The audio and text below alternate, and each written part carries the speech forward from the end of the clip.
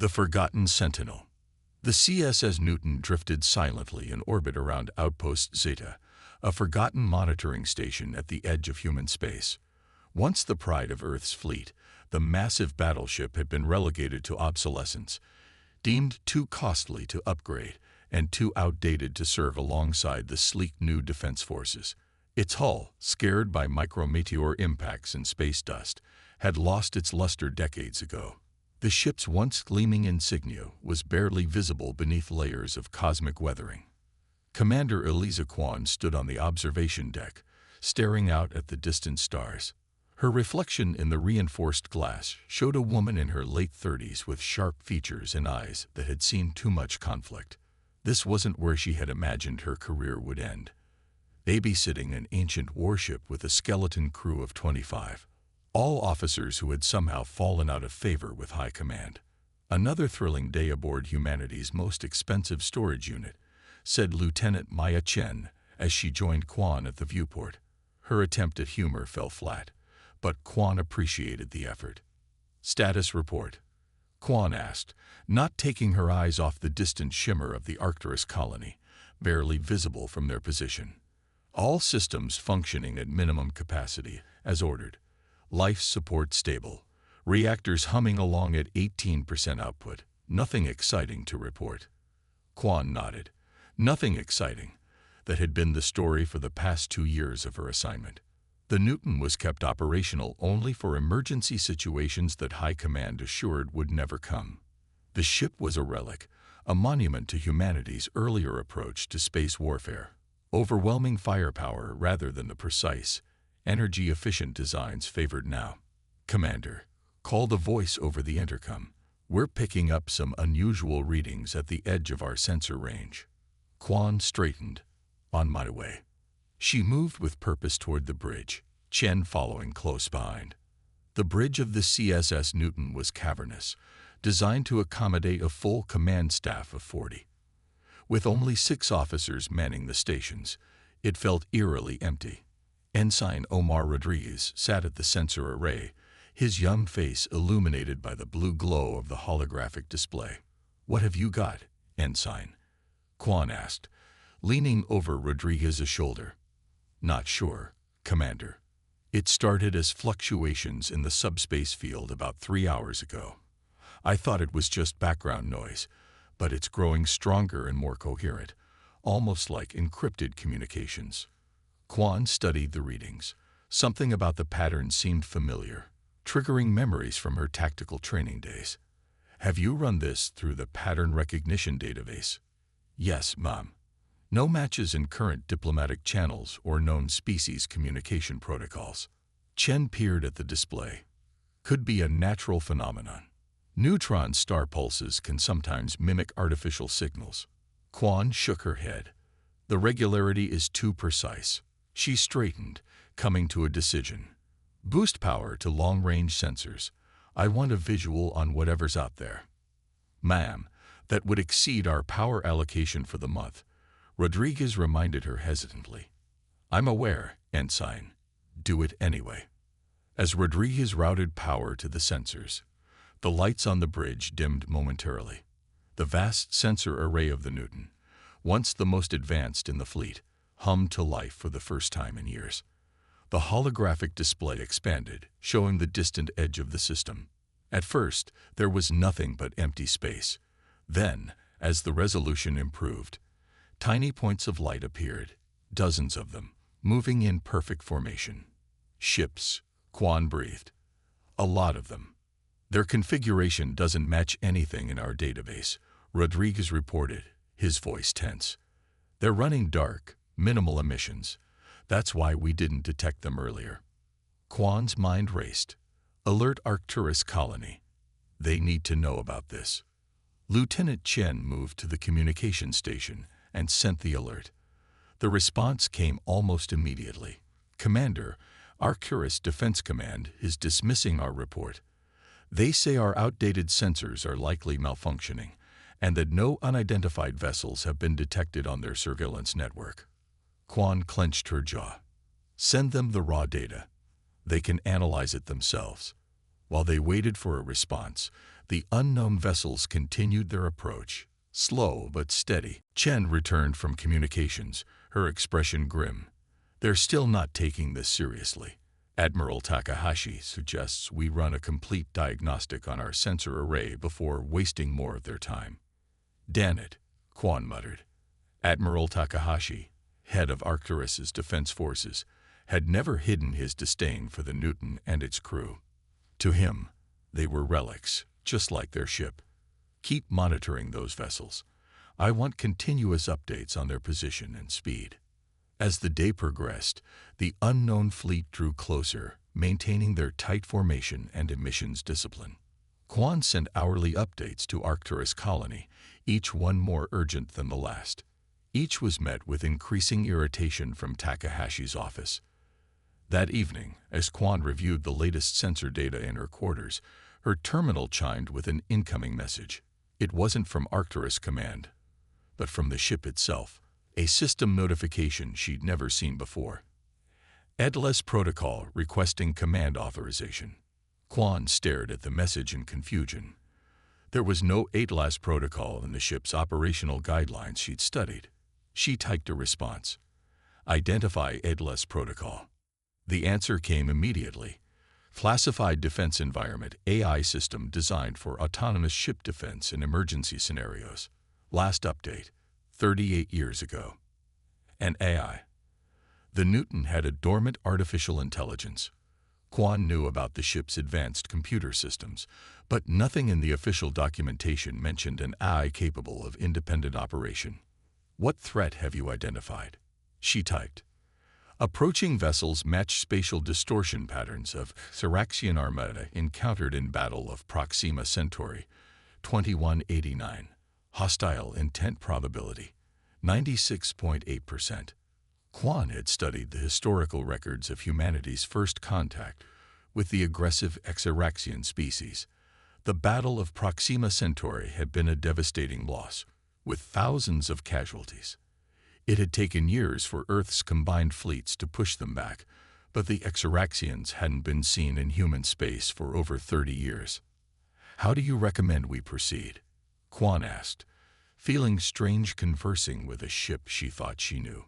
Full systems activation, weapons readiness, crew battle stations, raised psionic shields to engage priority defense protocols. Quan hesitated. Activating all systems would drain their power reserves and definitely attract attention from Arcturus Command. If she was wrong about the threat, it would end her career. But if she was right, permission granted, she typed. Activate HFY protocol. The lights in her quarters flickered, then brightened. The constant background hum of the ship's systems deepened to a resonant thrum that she felt in her bones. Throughout the Newton, dormant systems awakened as power surged through long unused conduits. On the bridge, officers watched in amazement as terminal after terminal lit up. Weapon systems, advanced sensors, shield generators, all coming online simultaneously. What's happening? Chen asked as Quan strode onto the bridge. Meet Atlas, Quan replied, gesturing to the main view screen where a stylized constellation symbol had appeared. The Newton has been holding out on us. It has an AI defense system that predates the ban on autonomous military intelligence. I am Atlas, came a deep, synthesized voice from the ship's communication system. Combat Eye of the CSS Newton. I have been activated due to an imminent threat to human life. The approaching fleet is Xeraxian in origin. Their weapon signatures indicate hostile intent. The Xeraxians were driven from human space decades ago. Chen protested. Incorrect. Atlas responded. The Xeraxians retreated strategically to rebuild their forces. This fleet represents a significant portion of their remaining military strength. Their most likely target is Arcturus colony. Population, 12.3 million. Quan felt a chill run down her spine. Atlas, how confident are you in this assessment? 96.8% probability based on historical behavioral patterns and current approach vector. The Xeraxians do not engage in diplomacy or trade. Their cultural imperative is conquest through force. Quan made her decision. Sound general quarters. All crew to battle stations. Atlas, bring all weapons systems online and prepare defensive strategies. As alarms blared throughout the ship, Quan opened a channel to Arcturus Defense Command. Admiral Takahashi's face appeared on screen, his expression already annoyed. Commander Quan, these constant. Admiral, Quan interrupted, we have confirmed the approaching vessels as Syraxian warships. I am activating the Newton for full combat operation and positioning to intercept. You need to prepare planetary defenses immediately. Takahashi's annoyance turned to disbelief. Syraxians, that's ridiculous. And even if it were true, what exactly do you think that museum piece you're commanding could do about it? Stand down, Commander. That's an order. With respect, Admiral, the Newton operates under fleet command protocols during emergency situations. I am declaring an emergency under Article 17 of the Colonial Defense Charter. You'll find my authority supersedes yours in this circumstance. Takahashi's face reddened. You're making a serious mistake, Quan. When this turns out to be nothing, I'll have your commission. If I'm wrong, I'll hand it to you myself, Quan replied, ending the transmission. She turned to her crew, who looked both terrified and exhilarated. You all heard what's happening. This ship was built for combat, and today we're going to remind everyone what she can do. Tactical, coordinate with Atlas on weapons readiness. Engineering, I need everything you can give the engines and shields. Communications, keep sending warnings to Arcturus. Someone there will listen eventually. As her crew rushed to comply, Quan settled into the command chair. The Newton hummed with energy around her, awakening from its long slumber. At last, she said quietly, what are our chances against Syraxian Armada? Conventional tactical analysis suggests 13.7% probability of success. The AI responded, its voice resonating through the bridge. However, conventional analysis does not account for the Newton's classified weapon systems or the element of surprise. With optimal execution, our chances improved to 42.3%. Quan nodded grimly. Not great odds, but they'd worked with worse. Let's show these aliens, and Admiral Takahashi, what this old warship can do. Ahead of them, the Syraxian fleet continued its inexorable approach, unaware that the forgotten guardian of humanity was stirring, preparing to meet their challenge with fire and steel. Defiance against all odds. The Syraxian fleet emerged from stealth mode without warning, their biomechanical ships materializing like dark specters against the stars. From the bridge of the CSS Newton, Commander Quan counted over 70 vessels, corvettes, destroyers, and at their center, a massive dreadnought that dwarfed even the substantial bulk of her own warship. They're broadcasting. Lieutenant Chen reported from communications. System-wide transmission. Let's hear it, Quan ordered. A harsh, clicking voice filled the bridge, the alien language translated by Atlas in real time. Attention human settlement. We are the Syraxian Dominion. Your species encroaches on territories marked for our expansion. Surrender your colony and withdraw, or face extermination. You have one planetary rotation to comply. Charming, Quan muttered. Any response from Arcturus Command? Chen nodded grimly. Admiral Takahashi is organizing evacuation of government personnel and deploying the defense fleet. He's ordered us to stand down and return to orbit. Quan laughed without humor. Of course he has. What's Arcturus's defense fleet consist of these days? 15 corvettes and 3 light cruisers, Atlas answered.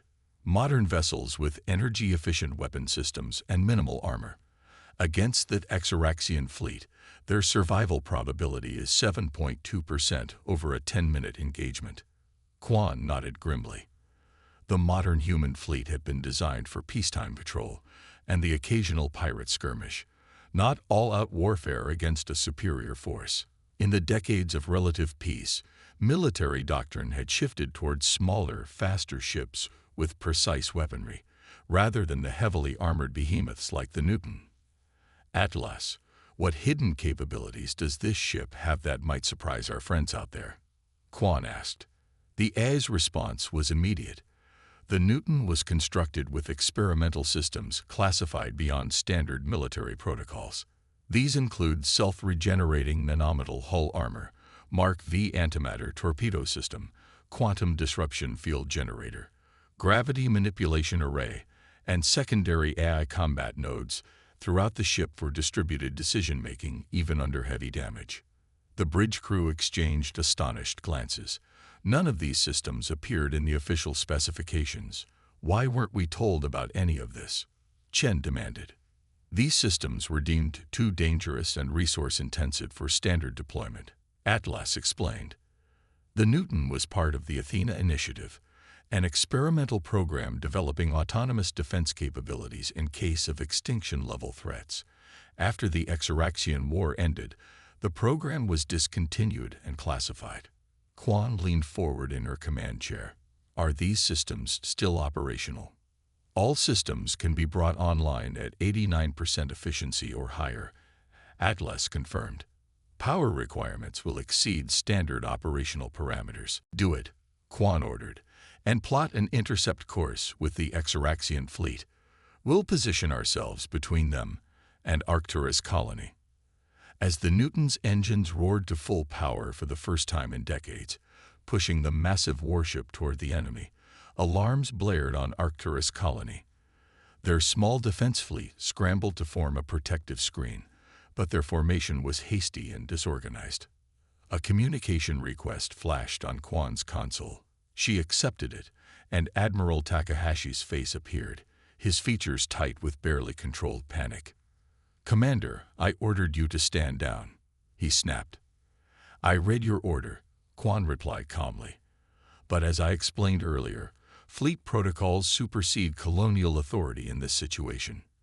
You're going to get yourself killed for nothing.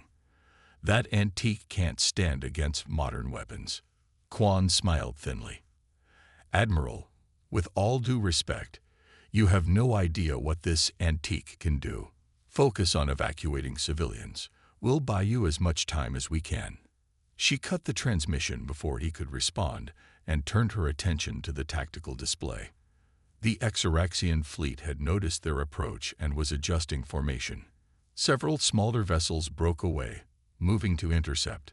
They're targeting us, Chen reported, reading energy buildups consistent with plasma cannons. Shields at maximum, Quan ordered. Atlas, tactical assessment. The approaching vessels are scout class. Their weaponry is designed for speed rather than penetration. Our shields can withstand their attack for approximately 14.3 minutes at current power levels. Quan nodded. Weapon status. Main railgun charged and ready. Antimatter torpedoes primed.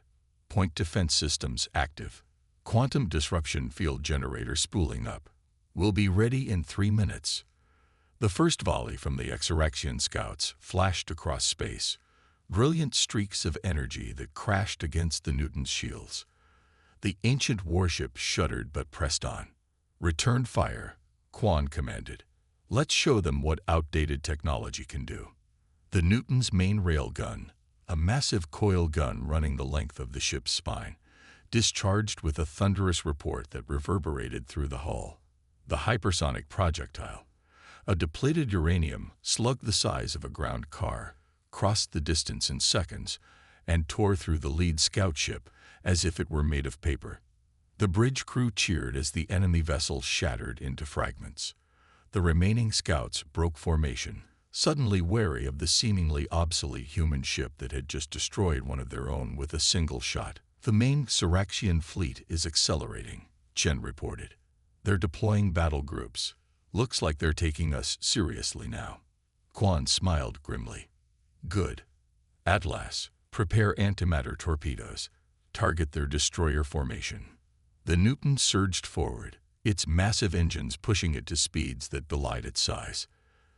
The Exaraxians responded by launching a coordinated attack, multiple weapon systems targeting the human vessel simultaneously. The Newton's shields flared as they absorbed the barrage, energy cascading across the protective barrier in waves of blue and white. Shields at 64%, reported Lieutenant Hassan from the engineering station. That last hit was stronger than Atlas predicted. They're adapting their weapons, Atlas noted, recalibrating shield harmonics to compensate. Quan gripped the arms of her command chair as the ship shook under another volley. Fire antimatter torpedoes. Full spread. The Newton's torpedo tubes expelled a dozen projectiles, each containing a microscopic amount of antimatter suspended in a magnetic containment field. The torpedoes accelerated toward the Exaraxian destroyer formation, evading their point defense systems with erratic maneuvers calculated by Atlas. When they reached their targets, the results were spectacular. The antimatter containment fields collapsed, allowing matter and antimatter to meet. The resulting annihilation released energy on a scale that tore 3 destroyers apart and crippled 2 others. Direct hits, Chen exclaimed, unable to contain her excitement. Quan didn't have time to celebrate. They're surrounding us. Atlas, activate the quantum disruption field. Field activated, Atlas confirmed. Effective range, 2,000 kilometers. Around the Newton, space itself seemed to ripple as the quantum disruption field engaged. The field interfered with the Exaraxians' subspace communications and targeting systems, causing confusion in their formations. Several ships collided with each other as their navigation systems failed. But the Exaraxians were not easily defeated. The massive dreadnought at the center of their fleet unleashed a beam of coherent energy that cut through the quantum field and struck the Newton directly. The impact sent the battleship spinning, hull plates buckled, and several systems went offline. Hull breach on decks 7 through 9. Hassan shouted over the sound of alarms. Automatic sealants engage. Nanometal repair systems responding, but they're slow. Divert power from non-essential systems, Quan ordered, wiping blood from a cut on her forehead where she'd struck the console. Atlas, status of the gravity manipulation array. Array online but calibration required. Estimated time to operational status, 90 seconds. Another hit rocked the ship.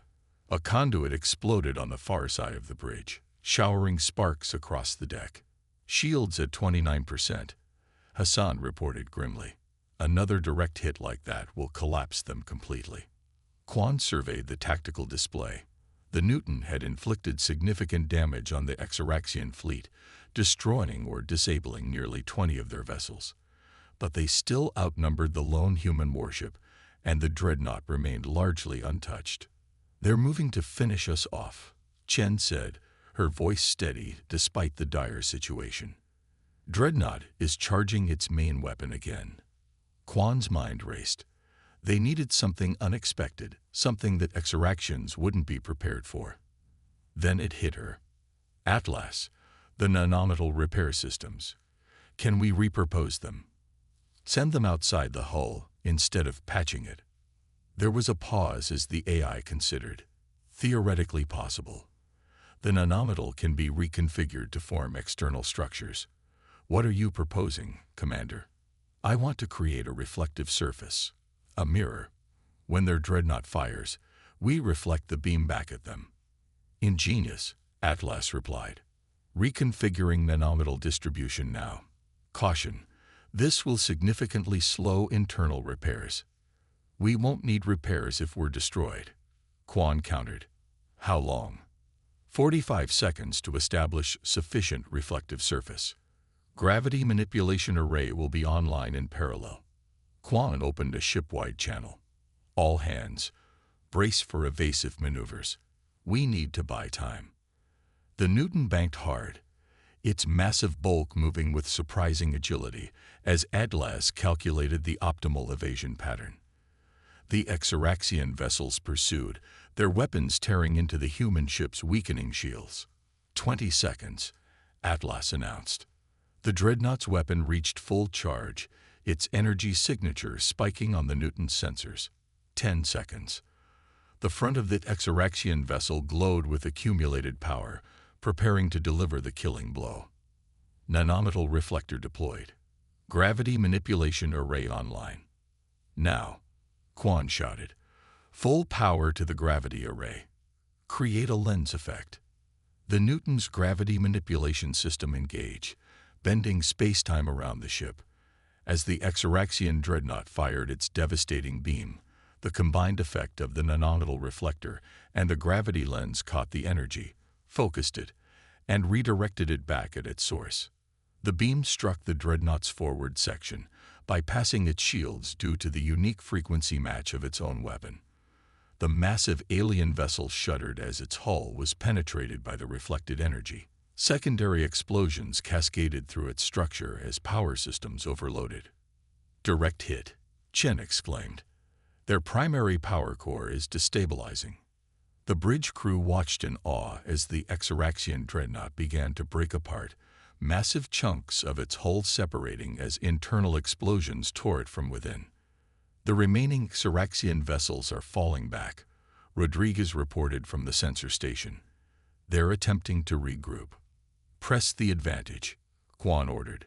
Target their command ships with remaining antimatter torpedoes. Atlas, calculate maximum damage vectors. The Newton pursued the retreating aliens, its weapons finding mark after mark. Without their dreadnought, and with their command structure in chaos, the Exaraxian fleet's cohesion collapsed.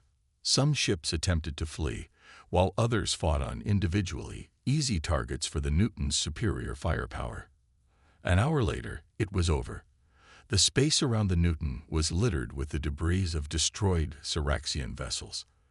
Those that had survived had jumped to FTL, fleeing the system. The bridge was quiet save for the hum of systems and occasional spark from damaged consoles. The crew looked exhausted but proud. Casualties? Quan asked softly. 3 dead, 11 injured, Chen reported. Medical teams are responding. Quan nodded solemnly. Send our respects to the families. Their sacrifice saved millions. A communication alert sounded. It was Arcturus Colony. Commander Quan, Admiral Takahashi said, his earlier arrogance replaced by shock and grudging respect. Our long-range sensors show that Exaraxian fleet has been defeated. How is this possible? The CSS Newton was built to protect humanity, Admiral. Quan replied simply. Today, it fulfilled its purpose. We owe you and your crew a debt that can never be repaid.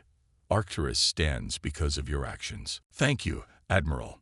Now we could use some assistance with repairs and medical evacuations. Of course, everything we have is at your disposal. And Commander, I'll be recommending the Newton for immediate reactivation and upgrade. A ship like that, a crew like yours, belongs on the front lines, not forgotten at some outpost. After the transmission ended, Quan stood and addressed her weary crew. Well done, all of you. You've honored the legacy of this ship and proven that sometimes the old ways still have merit. She placed her hand on the nearest bulkhead, feeling the vibration of the ship's systems through her palm. And thank you, Atlas, for waiting patiently until we needed you. It has been my honor to serve with you, Commander, the AI responded.